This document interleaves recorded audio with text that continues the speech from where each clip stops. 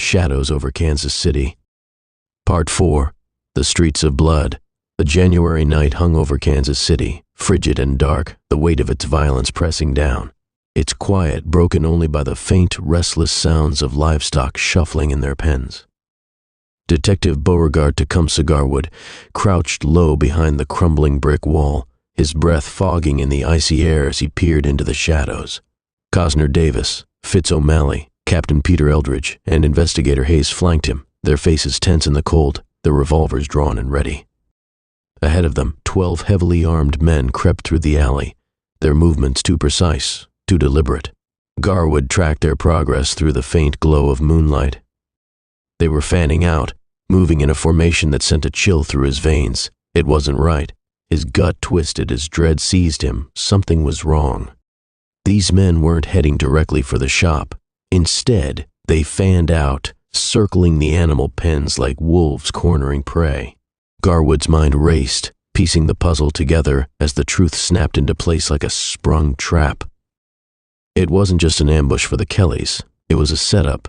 This wasn't an ambush for the Kelly brothers at all. It was for him. Creepy had double-crossed them. The Kelly brothers and Johnny Hammer Volcano must have struck a deal. Eliminate Garwood, removing the one obstacle standing between them and the fight for dominance over Kansas City's criminal underworld. Garwood had to be dealt with to solidify their positions and take control of the criminal underworld left in disarray by Carlucci's death.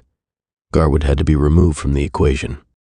Guilt burned deep in Garwood's soul as he realized he had led these men into a death trap, yet there was no time for regret. He had to act not just for himself, but for the men beside him, for his family, for Olivia, and for the city he had sworn to protect. O'Malley and Hayes, battle-hardened and experienced, tensed beside Garwood. Their instincts matched his. They could feel the danger closing in. The two veterans sensed it as clearly as Garwood. This wasn't an ordinary ambush. Cosner and Eldridge, on the other hand, seemed unaware of the noose tightening around them. Garwood could see the worry on Cosner's face and the trembling uncertainty in Eldridge's hands. O'Malley shifted slightly beside him, his experienced gaze flicking between the approaching men. "Something's wrong," he muttered, his voice a low growl. Hayes nodded, his revolver steady in his hand.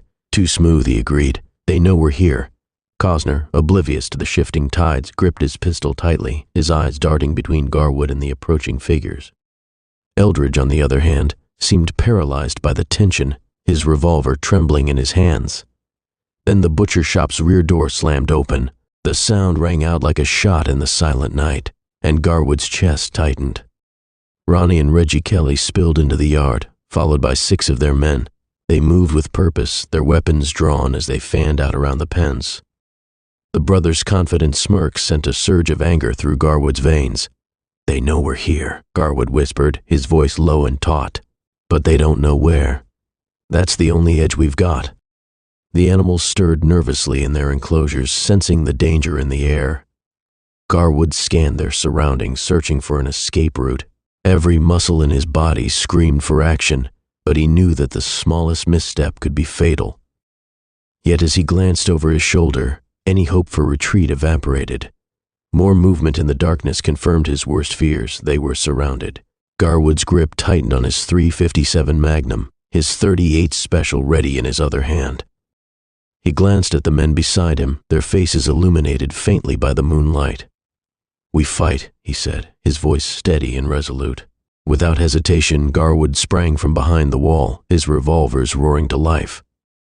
Flames and smoke erupted from the barrels, cutting through the darkness like flashes of lightning. The first 2 men in the alley didn't even have time to react before they crumpled to the ground, their weapons clattering into the dirt.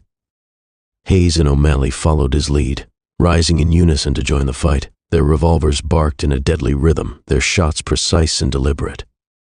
Cosner, overcome by adrenaline, charged into the open, firing wildly at the enemy. His shouts were drowned out by the cacophony of gunfire, the sharp cracks echoing off the buildings. The alley and pens erupted in chaos, the animals shrieking as bullets tore through the air. Garwood, O'Malley, and Hayes' aim was true. 4 of Hammer's men and 2 of the Kellys were dead before they even realized what was happening. Chaos engulfed the pens and the alley. Livestock screamed in panic. their movements frantic as bullets ricocheted around them. But the fight was far from over. A single shot rang out from the rear of the alley, striking O'Malley in the lower back. He fell to his knees with a grunt, but his revolver never wavered. His jaw clenched against the pain as he continued firing, each shot finding its mark, each shot deliberate and precise. Garwood and Hayes moved to shield him, their imposing figures standing tall against the onslaught.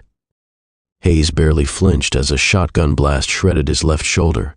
Blood poured down his side, but the old warhorse kept firing, his one good arm steady. A bullet grazed Garwood's cheek, leaving a deep stinging cut that sent a stream of blood down his face. He didn't flinch, his focus unshaken as he continued to fire. Garwood stood tall and unyielding, his imposing figure cutting through the chaos. Blood running down his face, his focus razor sharp. Behind the wall, Eldridge crouched frozen, his revolver trembling in his hands. The young captain's inexperience and fear paralyzed him as he watched the chaos unfold. He watched in awe and horror as the others fought with a courage he couldn't muster. But then his eyes locked on Cosner. In the open of the pen, Cosner fumbled with his revolver, his hands slick with blood from the shotgun pellets peppering his arms and chest. He had been hit by stray pellets from the shotgun that wounded Hayes, but he refused to back down.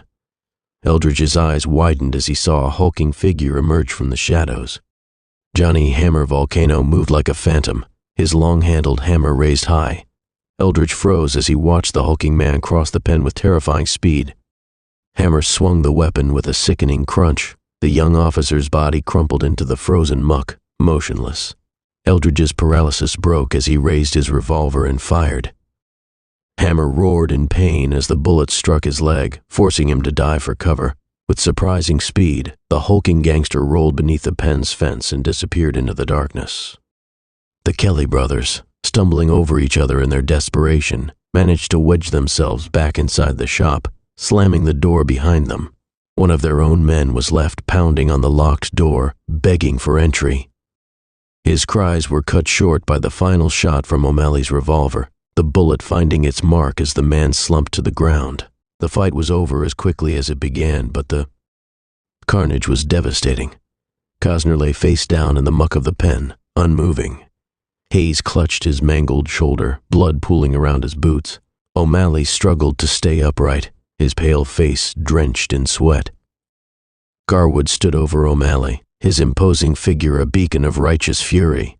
From the shadows a figure emerged, creepy. The wiry man stepped forward, his shotgun trembling in his hands. "Garwood," he sneered, his voice dripping with venom. "You let your pup threaten me, put a gun in my mouth. You think I'd let that go? Tonight I return the favor." Creepy raised the shotgun, but before he could fire, Hayes's revolver barked one last time. Creepy's head snapped back, his body crumpling to the ground. "Eldridge, get Cosner," Garwood barked, his voice cutting through the chaos. Eldridge vaulted over the fence, his trembling hands lifting Cosner's lifeless body onto his shoulders. The young captain fought against the weight and his own shock as Garwood and Hayes carried O'Malley. Together, the men vanished into the freezing night, their path marked by blood and desperation. Hours later, Garwood stood at the hospital doors, his face pale beneath the bandages.